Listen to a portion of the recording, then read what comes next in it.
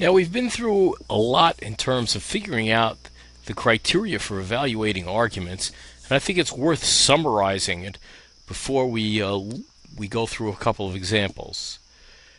Let's start.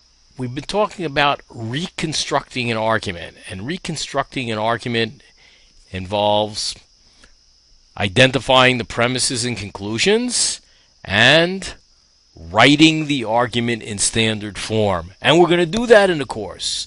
We're not going to talk about the argument unless we're really clear about what the conclusion is. Usually that means we're going to have a numbered sentence with it. And the same thing is true for the premises.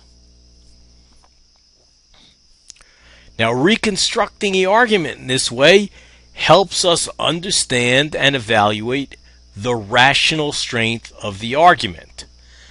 That is, rational strength as opposed to emotional strength, the persuasive value. People are persuaded by things other than rational things. If you go in to buy something like a car, oftentimes the salesman is trying to get you to want to walk away with this car by creating an emotional attachment.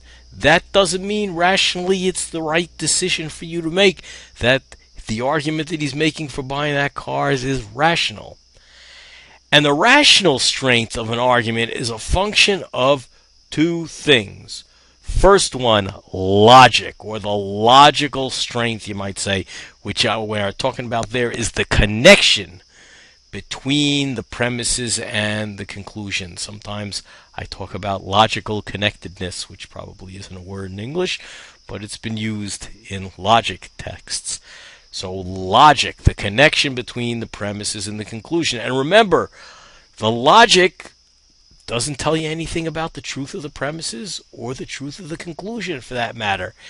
It tells you that there's just the connection. That is, if the premises are true, so is the conclusion. Now, the second thing which determines the rational strength of the argument is the evidence or the facts. That is, the rational strength of the premises, whether it's acceptable to believe those premises.